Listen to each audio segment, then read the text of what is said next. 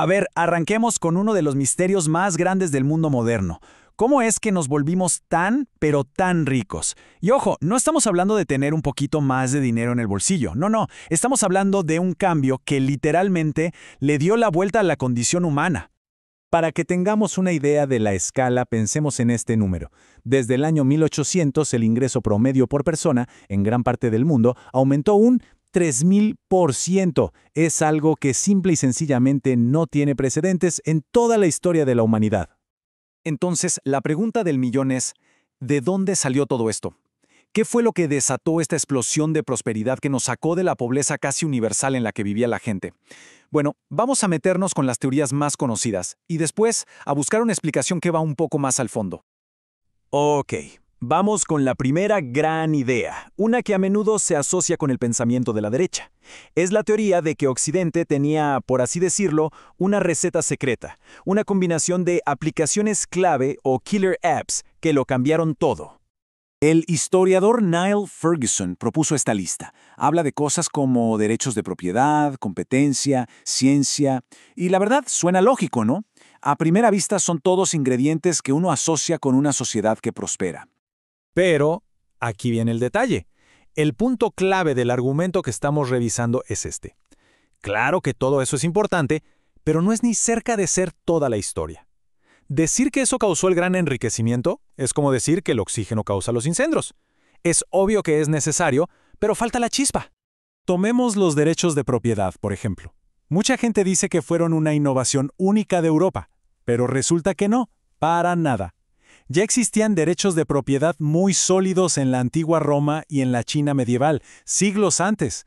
O sea que no fueron esa app mágica que cambió las reglas del juego. ¿Y qué tal la competencia? El argumento típico es que Europa era un caos de competencia constante. Pero si uno se pone a ver la historia, se encuentra con una sorpresa. Durante siglos, China tuvo mercados gigantescos, impuestos bajos y largos periodos de paz, condiciones mucho más fértiles para la competencia que una Europa fragmentada y siempre en guerra. Bueno, pero entonces seguro fueron la ciencia y la medicina, ¿o no?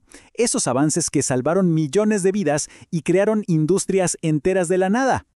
Lo interesante aquí, y si ven la línea de tiempo se nota clarísimo, es el orden de los factores. El enriquecimiento arranca a principios de 1800, y los grandes avances científicos y médicos con un impacto económico real, esos llegaron mucho, pero mucho después. De hecho, la ciencia y la medicina fueron más bien un resultado de la nueva riqueza, no la causa inicial.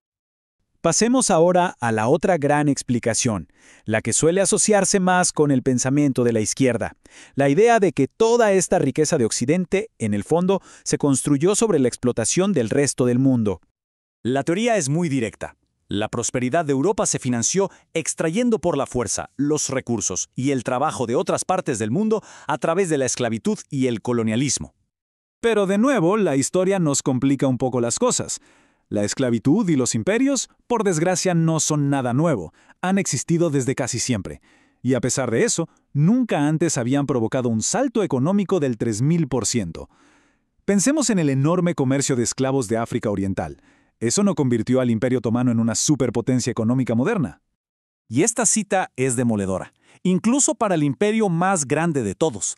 Para el ciudadano británico promedio, el imperio era en realidad una carga económica. El mismísimo Benjamin Disraeli se quejaba de que las colonias eran una piedra de molino atada a nuestro cuello. Claro, unos pocos se hicieron millonarios, pero era la gente común la que pagaba los impuestos para mantener todo ese aparato. A ver, si las explicaciones de siempre no terminan de convencernos, si no fueron ni las apps ni el saqueo, entonces, ¿qué fue? ¿Cuál es la respuesta al misterio de ese 3000%? Aquí es donde esta explicación se pone realmente interesante. Propone que la respuesta no está en lo material, sino en algo mucho más poderoso, las ideas. Miren, es así. Buscar un solo responsable como la máquina de vapor para explicarlo todo es como apuntar a una gota de agua y decir ahí está el océano.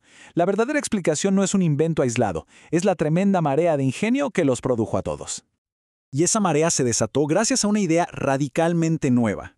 Una especie de permiso social para que la gente común se animara a probar cosas. Para entenderlo mejor, usemos una analogía. Pensemos en un reloj. Los engranajes son fundamentales, ¿cierto? Sin ellos, nada se mueve. Bueno, pues todas esas apps y los recursos materiales son como los engranajes. Son necesarios, sí, pero no son el resorte que le da cuerda al reloj. No son el motor. Entonces, la pregunta cae por su propio peso. Si todo lo material eran solo los engranajes, ¿cuál fue el resorte? ¿Qué fue lo que le dio cuerda a toda la maquinaria del gran enriquecimiento? El resorte, la verdadera fuerza motriz, fue una idea. La idea del liberalismo. Y ojo, no hablamos de un partido político de hoy, sino de algo mucho más profundo. La idea de que cada persona es libre y digna.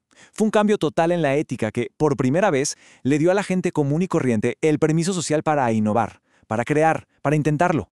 Y es que de verdad es difícil imaginar lo revolucionario que fue esto. Pensemos que durante casi toda la historia, innovar era visto como algo sospechoso. Y ganar dinero con el comercio era prácticamente un pecado. Esta cita lo resume todo. Estamos en el siglo XIII y un carcelero le está diciendo a un hombre rico que tanta opulencia solo puede significar que es un pecador. Esa era la mentalidad. La riqueza era una torta de tamaño fijo. Si tu pedazo era más grande, era porque se lo habías quitado a alguien más.